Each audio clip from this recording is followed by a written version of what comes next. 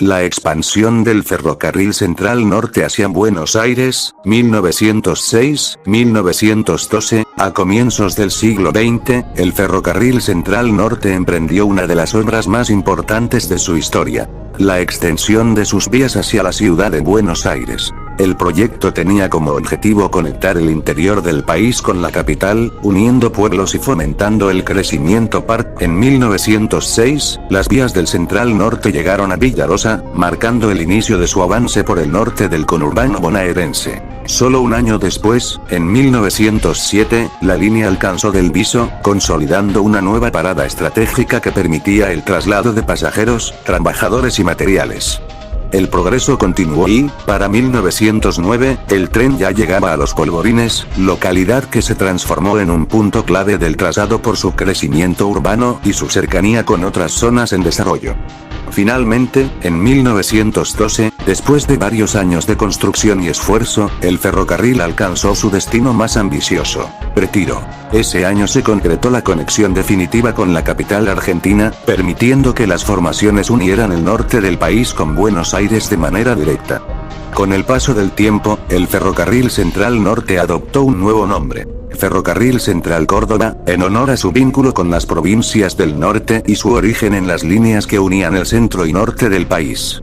Esta expansión marcó un antes y un después en la historia ferroviaria argentina, transformando pueblos rurales en ciudades y fortaleciendo la comunicación entre las regiones más alejadas y la gran urbe porteña. La consolidación y los cambios del Ferrocarril Central Córdoba, 1912-1948, tras haber alcanzado Retiro en 1912, el Ferrocarril Central Norte, ya conocido en esos años como Ferrocarril Central Córdoba, entró en una nueva etapa de consolidación. La línea se transformó en un eje fundamental para el transporte de pasajeros y cargas que unía las provincias del norte con la capital argentina. Durante las décadas de 1910 y 1920, el crecimiento de los pueblos situados a lo largo de la traza fue notorio. Localidades como Villa de Mayo, Gran Bourg, Tortuguitas, Boulogne-sur-Mer, Del Viso, Los Polvorines, Mundro, comenzaron a expandirse gracias al movimiento ferroviario, que permitió el traslado diario de trabajadores, productos agrícolas y materiales industriales. El tren era más que un medio de transporte, se convirtió en un símbolo de progreso y conexión social. En los años 30, el ferrocarril enfrentó una etapa de modernización. Se mejoraron los talleres, se construyeron nuevos andenes y se reforzaron las estructuras de puentes y estaciones. Las formaciones, que antes eran a vapor, comenzaron a incorporar locomotoras más potentes, aunque todavía dependían del carbón y el mantenimiento era manual. Era común ver a los obreros del ferrocarril trabajando en las vías con herramientas simples, pero con una dedicación admirable. Hacia fines de la década de 1940, el sistema ferroviario argentino estaba en un punto crucial. El Central Córdoba, junto con otras líneas privadas de origen británico y francés, formaba parte de una red inmensa que abarcaba casi todo el territorio nacional. Sin embargo, la situación económica y la antigüedad de las infraestructuras hicieron necesario un cambio profundo. Finalmente, en 1948, bajo la presidencia de Juan Domingo Perón, el gobierno argentino nacionalizó los ferrocarriles. De esta forma, el Ferrocarril Central Córdoba pasó a integrarse dentro del sistema estatal, adoptando el nombre de Ferrocarril Belgrano, en homenaje al prócer Manuel Belgrano. Este cambio marcó el final de la era privada y el comienzo de una nueva etapa de control nacional, donde el tren seguiría siendo el gran motor de conexión entre el norte y Buenos Aires. La era del ferrocarril Belgrano y su expansión nacional, 1948-1980, con la nacionalización de los ferrocarriles en 1948, el antiguo Ferrocarril Central Córdoba pasó a formar parte del sistema estatal bajo el nombre de Ferrocarril General Belgrano, en homenaje a Manuel Belgrano. Esta nueva etapa significó la unión definitiva de todos los ramales del norte, centro y parte del sur argentino en una sola red, que tenía su punto de partida principal en Retiro, Belgrano Norte, en la ciudad de Buenos Aires. Los ramales del norte desde Retiro, partían varios ramales que unían Buenos Aires con las provincias del interior. El chaqueño, que hacía parada únicamente en Del Viso y Villarosa, continuaba su trayecto sin detenerse hasta Rosario, luego seguía hasta Santa Fe, donde se bifurcaba hacia Resistencia, Chaco. Desde Santa Fe también partía otro recorrido en coche motor que se dirigía a Añatuya, en la provincia de Santiago del Estero, atravesando por completo la provincia santafesina y entrando luego al departamento General Taboada. Otro ramal partía desde Retiro y llegaba hasta Capilla del Monte, en la provincia de Córdoba, cruzando pueblos y estaciones históricas. A su vez, existía un trayecto que unía Córdoba capital con La Rioja capital, reforzando la conexión entre el centro y el noroeste argentino. Desde Buenos Aires también se extendían las líneas hacia Tucumán, San Juan, Salta, Jujuy y Santiago del Estero, conformando una red que cubría casi todo el norte del país. Los ramales del sur en su contraparte del sur, el Belgrano tenía su cabecera en Barracas, en la ciudad de Buenos Aires. Desde allí, las formaciones atravesaban La Matanza, pasando por González Catán, y luego continuaban hacia Marcos Paz, Luján, Mercedes, Salto y Pergamino, hasta llegar finalmente a Rosario. Otro ramal histórico era el que pertenecía antiguamente al ferrocarril Midland, que partía desde Puente Alsina y se dirigía hacia Caroe, en el suroeste bonaerense. Este recorrido cruzaba Lanús, La Matanza, Merlo, Marcos Paz, Salvadillo, 25 de Mayo, Chivilcoy, Henderson y, finalmente, llegaba a Caroe, conectando zonas rurales con centros urbanos del interior profundo. La modernización y las locomotoras emblemáticas. Durante la década de 1960, el ferrocarril belgrano vivió un proceso de modernización técnica. Aparecieron nuevas locomotoras como la Sweetcomb, English Electric, y los coches Taffy, que se convirtieron en unidades representativas de la época. Con el paso de los años se incorporaron las Alco 35, las General Electric U12, y también las Cooper, que reforzaron los servicios de carga y pasajeros en todo el norte. En los años 70, llegaron los modelos más modernos, entre ellos los coches Materfer, de fabricación nacional, y los Supersport, de origen holandés, que marcaron un salto en la comodidad y capacidad de los trenes. Pero el gran hito técnico se dio en 1972, con la llegada de las General Motors G22Q, provenientes de Illinois, Estados Unidos. Estas locomotoras, potentes y confiables, siguen siendo utilizadas hasta hoy, medio siglo después de su incorporación. Innovaciones operativas. El sistema Push-Pull, 1975. En 1975 se implementó una innovación pionera en la línea.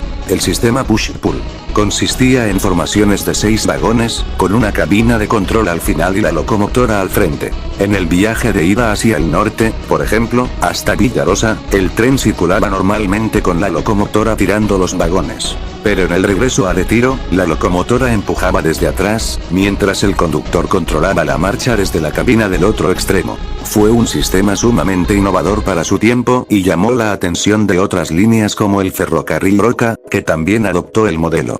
Esta etapa, comprendida entre 1948 y 1980, marcó el período de oro del ferrocarril belgrano. Una red extensa, con material rodante diverso, innovaciones técnicas y una presencia profunda en la vida social, económica y cultural de la Argentina. De nuevas localidades a lo largo del recorrido. Parte 4, la modernización, el fin del push-pull y la privatización, 1980-2000. Durante la década de 1980, el sistema push-pull siguió avanzando en las formaciones del ferrocarril Belgrano Norte, aunque comenzaba a mostrar signos de desgaste y problemas operativos. En 1981, la estación Grand Bourg pasó a ser considerada estación local, debido a la gran cantidad de pasajeros que descendían allí. A raíz de un reclamo de los vecinos, en 1982 se amplió la estación para contar con 3 andenes, y se implementaron trenes locales hacia Grand Bourg, facilitando el transporte diario de la comunidad. Ese mismo período vio la aparición de un servicio corto en coche motor que conectaba Villarosa, Del Viso y Grand Bourg. Era un trayecto reducido, pero de gran utilidad para los vecinos de la zona. En 1988, se construyó la estación Tierras Altas, también a pedido de los vecinos del barrio. Antes de su construcción, el área estaba ocupada por tambos de vacas, y los vecinos tenían que caminar hasta Grand Bourg para tomar el tren. En sus inicios, la estación no contaba con paso a nivel, como los tiene hoy, pero fue clave para la comodidad de los habitantes locales. Sin embargo, el sistema push-pull comenzó a ser visto como una amenaza. Se registraron descarriamientos y el consumo de combustible de las locomotoras era elevado. A partir de 1989, se suspendió este servicio y las locomotoras empezaron a engancharse en las cabinas existentes, volviendo en 1990 a un funcionamiento más tradicional y estable. Privatización y reorganización de los ferrocarriles. En 1991, comenzó el proceso de privatización de los ferrocarriles argentinos. La primera empresa en hacerse cargo de la operación fue Fenesa, que abrió el camino hacia la reorganización de los servicios. Para 1993, se iniciaron los cierres de ramales al interior del país bajo la presidencia de Carlos Saúl Menem. Muchos ramales dejaron de operar para pasajeros, y las estaciones más allá de Villarosa quedaron reservadas únicamente para transporte de carga. Finalmente, en 1994, la empresa Ferrovías asumió la operación de la línea Belgrano Norte, iniciando su propio diseño y gestión. Los primeros años mostraban locomotoras blancas con detalles rojos y la F de Ferrovías en negro. Se llevaron a cabo trabajos de desmalezamiento de estaciones, refacción de vías, mejoras en unidades y semáforos, y se optimizaron todos los servicios. Ferrovías también asumió el control de la demanda de pasajeros, mientras que el transporte de carga pasó a depender de Belgrano Cargas. Intentos de modernización fallidos. En 1998, hubo un intento de revivir el sistema push-pull, con formaciones de 3 vagones y una locomotora, pero no prosperó.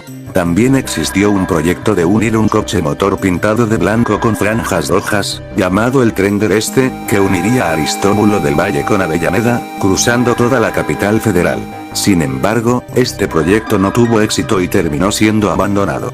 Este periodo, 1980-2000, reflejó la transición de un ferrocarril histórico a un sistema moderno pero limitado, marcado por la privatización, el cierre de ramales y la búsqueda de nuevas tecnologías para mejorar la operación, aunque con muchos desafíos aún por resolver.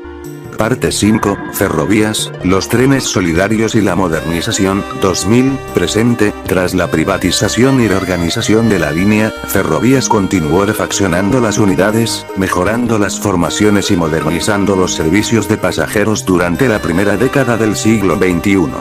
Un momento histórico. 2007 y el tren solidario a Santa Lucía. En 2007, ocurrió un hecho histórico para el ferrocarril Belgrano Norte. Después de 15 años sin trenes de pasajeros más allá de Villarosa, la estación Santa Lucía, ubicada en el partido de San Pedro, recibió un tren solidario. Ferrovías prestó la locomotora y los vagones para realizar este viaje especial. El tren recorrió Arroyo de la Cruz, Chenaut, Doile y Villalía, hasta llegar a Santa Lucía, llevando no solo pasajeros sino también materiales y suministros destinados a las comunidades más necesitadas. La gente del lugar se mostró muy entusiasmada y el intendente de San Pedro estuvo presente celebrando la llegada del tren, marcando un momento histórico para la estación. Expansión y modernización. En la década de 2010. Durante la década de 2010, Ferrovías continuó invirtiendo en infraestructura y en la comodidad de los pasajeros. En 2015, se construyó la estación Ciudad Universitaria, reemplazando a Scalabrini Ortiz, pensada para facilitar el acceso al Estadio Monumental y evitar que los hinchas tuvieran que caminar largas distancias. Entre 2016 y 2019, se realizaron trabajos de elevación de andenes, utilizando estaciones provisionales mientras se completaban las obras. Durante este periodo también se probó el servicio Alerce, un coche motor destinado a ser trasladado a Salta para servicios urbanos en esa provincia. Nuevos trenes solidarios en el interior. En 2022, Ferrovías llevó a cabo otro tren solidario, esta vez hacia San Cristóbal, en el interior de Santa Fe. El tren solidario N45 partió desde Retiro, atravesando Buenos Aires, Rosario y Laguna Paiva, hasta llegar a San Cristóbal, que después de 30 años no recibía trenes de pasajeros. Este viaje permitió no solo transporte de personas, sino también entrega de materiales y apoyo a las comunidades locales, reafirmando el compromiso social de los trenes solidarios. Actualidad y perspectivas. Hoy en día, Ferrovías sigue operando los servicios habituales del Belgrano Norte, con formaciones de faccionadas y mantenimientos regulares. Se rumorea que podrían implementarse nuevas reformas o modernizaciones, aunque por el momento estas iniciativas aún no se han concretado. El período 2000 presente refleja una combinación de modernización técnica, innovación en servicios y compromiso social, consolidando al Belgrano Norte como un eje ferroviario histórico y contemporáneo del transporte argentino.